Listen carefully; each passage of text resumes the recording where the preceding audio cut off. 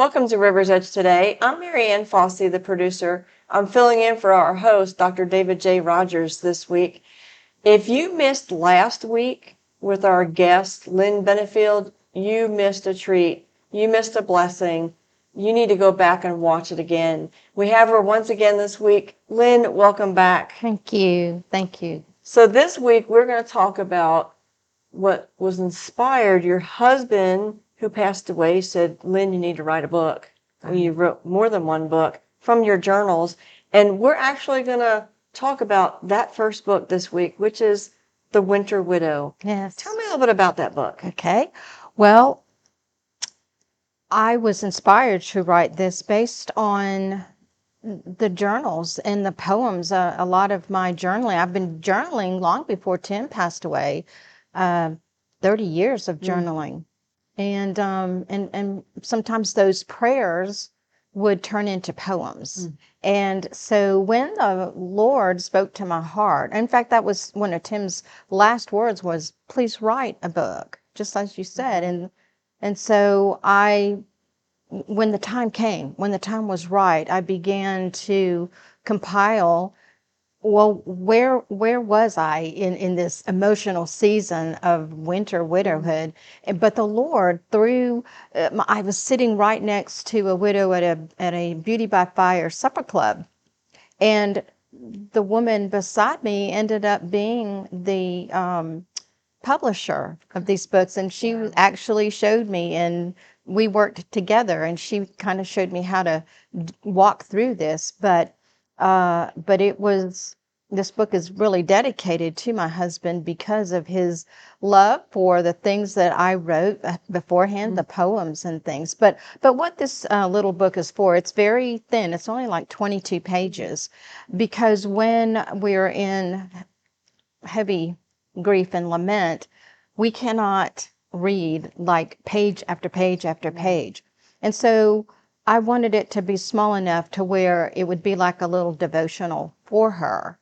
And speaking of that, there are some of my friends that are giving them to widowers as well. And so the book is for those who mourn. But it's mostly for widows, but it will minister to those who mourn. And this is written for those who are in early grief and lament. Lament is a type of worship. And so when you take it before the Lord, and that's what these poems and stories talk about, is that was so deep that it had to come up and out on a page. So this was basically you going through your grief of losing your husband. This was the first season, which is winter. Yes. And it was actually in the physical season of winter, but it was emotional season as well. And that gives way to transitioning into another emotional season, and that would be spring. And so I soon began to discover that all of these things, these levels of healing, just kind of corresponded with the seasons of the year.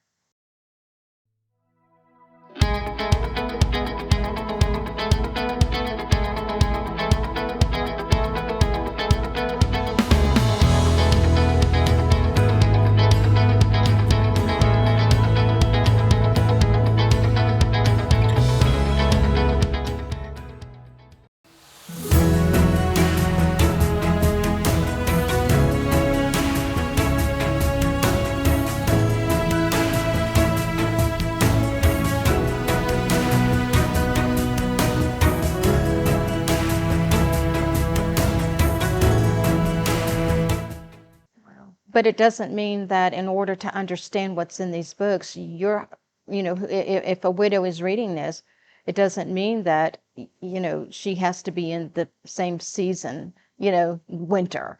No, it could be 101 outside or 32 degrees outside. It doesn't matter. It's the emotional season of winter. Now, is there a time frame when you would want to give this book to a widow or widower? Sure. If somebody said, "Well, I know someone whose husband passed away, and it was just last week. Can I give her this book?" I would wait. You could get it, but then I would wait. It usually takes about a month or so, and for the fog to, like, at least lift a little bit to where you could have a conversation, because a lot of times we just isolate, and we just need to heal a little bit Yeah. before we could even attempt to do this. But everybody's different, Yeah. and everybody's journey's different. Everybody's healing is different. There's really not a specific time, but I generally speaking, I would say probably a month or so. Okay. Well, do you have something special that you could share from that book with us? I do. I'm going to read a little story. Okay. Several of the ladies that have read this book have all said that this particular little story means a lot to them, but it's called The Me in You. And what this is about is a little plant that I happen to notice growing out of the crack in my patio. But this is what it says. I love the early evening hours when shadows fall and dance around my yard.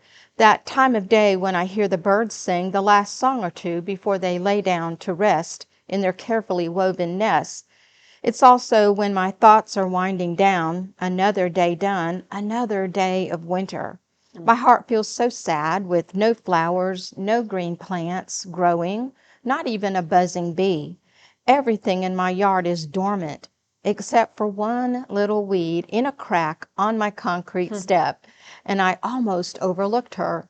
And there she was, standing so straight, so tall, waving her little leaves as if to say, "Hey, Lenny, did you notice me?" I answered, "No, I didn't, but I do now." "Wow, little one, how in the world are you able to grow so beautifully in that concrete?" And then she replied, "Well, you and I are a lot alike. You just don't recognize the me in you.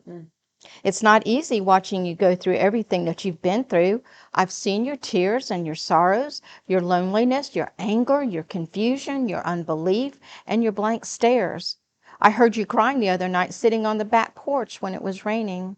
It's not easy watching you, but I've seen you push through all the days, the nights, the weeks, the months, and yes, even your first year.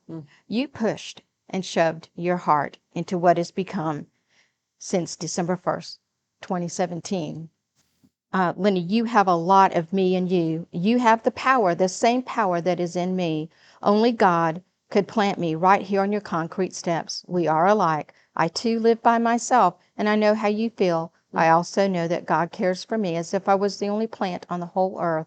He provides my every need. Because of his constant care for me, I've become stronger, determined, and my little branches are lifted toward heaven, all in praise to the one who created me. Despite all my adversity, my sorrow, he chose me to be right here to you, saying, "Look, Lenny, if I can do it, so can you." So if you ever need strength to see or to go on, or if you need to see how to wait on God and his goodness, just come outside. Look at me growing despite all the odds stacked against me in a world that carries on in a hurry.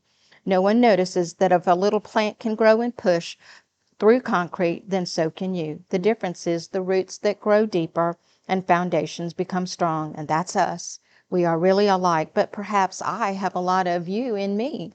Let's keep pushing through each day, even if it feels like we're pushing through concrete. God is more than able to do that. Amen.